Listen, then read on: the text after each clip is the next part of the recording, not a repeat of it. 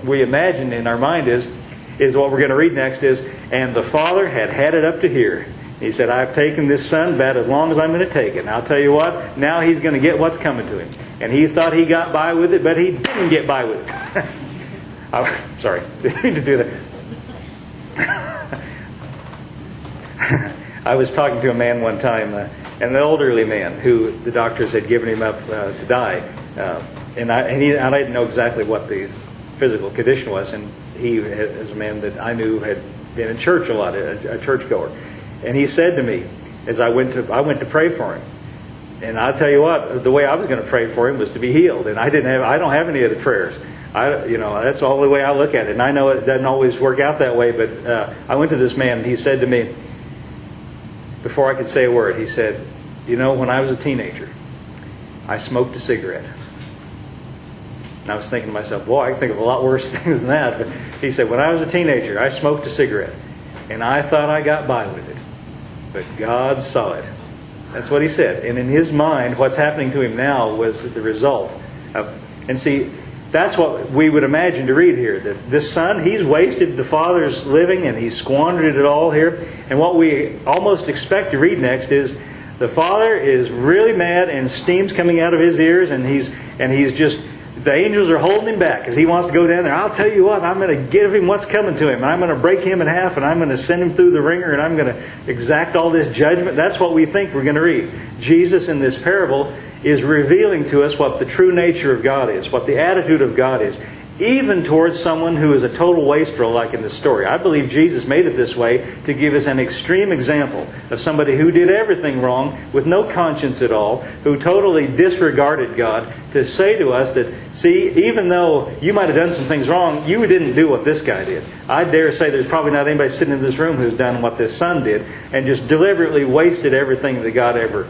gave him. Now, we've made some mistakes, sure, but Jesus gives us this to say, listen, if this guy... God deals with him this way, think about how God's attitude is towards you. So here's the son. He goes to his father.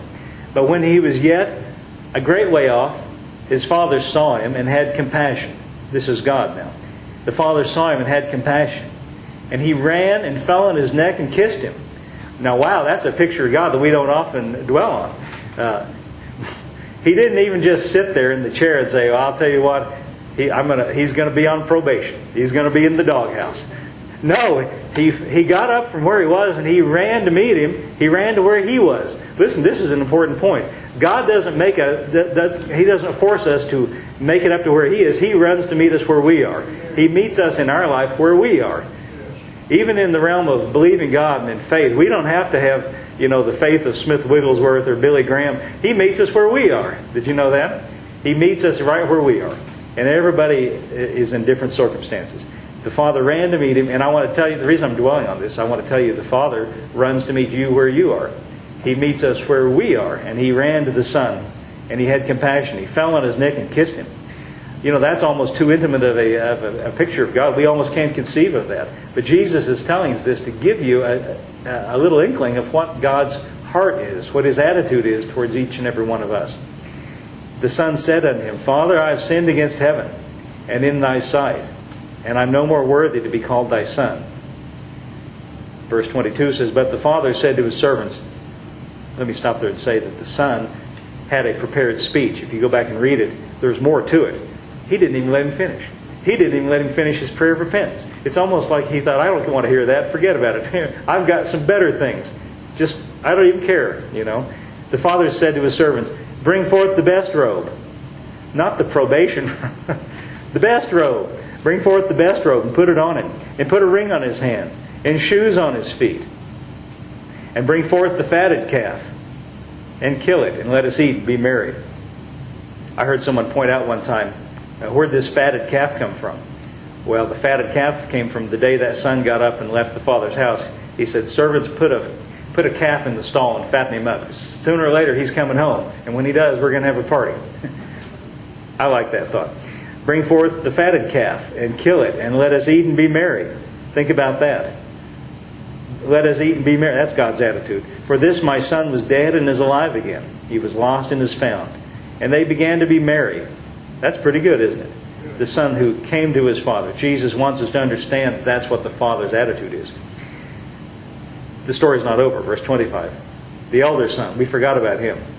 The elder son was in the field, and as he came and drew near to the house, he heard music and dancing. The music is dancing is the party going on, celebrating the son who's returned. Meaning, by the way, the son who returns signifies and symbolizes all of us when we come to God. If you want to know what this is about, briefly, and I'm almost done, go back to the beginning of this chapter. Anton, give me verse 1 of this chapter. Here's how this whole chapter gets started. Speaking of Jesus, then drew near to him the publicans and the sinners to hear him. The publicans were the tax collectors. They were hated in that day. Not that they're highly regarded in this day, but they were really hated in that day. The publicans and the Pharisees murmured. The Pharisees and the scribes. Now who are they? They are the ones who regard themselves as holier than everybody else. The religious people. The people who think, I'm better than all of them. Better than those sinners. They thought they were so good. They were the only ones that criticized Jesus. Listen, they thought they were so good, they're better than Jesus. They were jealous and criticized Jesus, and the Pharisees and scribes murmured and said, this man receives sinners and eats with them. It's almost like it's bad enough that he receives them, then he eats with them. They're really mad about that. So next verse. Notice who we were talking about here. Sinners who came to Jesus, and Pharisees who didn't come to Jesus, who thought they were really holy. Verse 3, and he spoke this parable to them, saying, what man of you, having 100 sheep, if he lose one of them, doth not leave the 99 in the wilderness, and go after that which is lost till he find it? And when he hath found it, he layeth it on his shoulders, rejoicing. And when he cometh home, he calleth together his friends and neighbors, saying, rejoice with me, for I have found my sheep which was lost. I say unto you that joy likewise shall be in heaven over one sinner that repents, more than 99 just persons. And I think we could put that in quotes, quote, quote, just persons, or persons who regard themselves as just, who, quote, quote, need no repentance. I say that in quotes because there's a little bit of sarcasm here. He's speaking of the Pharisees who think they are just and need no repentance.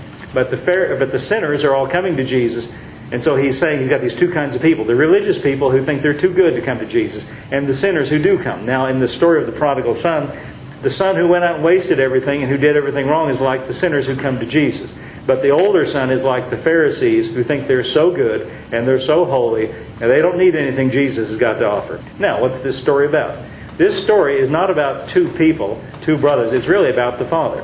This story, Jesus gave it to show to us what's the heart of the Father. What's the attitude of God towards us? The attitude of God, even towards those Pharisees who wouldn't come in, was still kind. He was still kind to them. They could have come in. He wanted them. They were folding their arms saying, I won't come in. Not if I have to go with those sinners. That's kind of what they thought. But see, Jesus wants us to see the heart of God is not, He's not angry. He's not mad. And He's not wanting to give you what you deserve. In fact, He gave Jesus what you deserve so that He could give you, can I say it this way, what Jesus deserves. He gives you what a son rightly has coming to him. Because we come to Him, of course, in the name of the Son and through Christ. He wants you to know that the Father's heart is full of compassion and full of love. And He knows how to help us no matter what our circumstance is. And His intent, just like we read back in Matthew, is He wants to stir up in us and encourage us a kind of a faith and a confidence and a hope that will cause us to rise up and go to Him for what we need. Instead of just sitting like that, sitting in the pig pen. Why sit in the pig pen when you can go to the Father and get what you need, you see? And why should we sit around in our circumstances when we can stand up and say, I'll tell you what I'll do. I'm going to my Father and He's got the answer. He's got the solution. See? The only thing that stops us from doing that is if we have a misunderstanding of the nature of God and we think, oh, there's no chance I'll get that. And the devil's right there, of course, with us saying, who do you think you are? You think you deserve to, you don't deserve that. Well, it's true. We don't deserve it, but the Father has already made accommodation for us. Let's all stand up today. Jesus!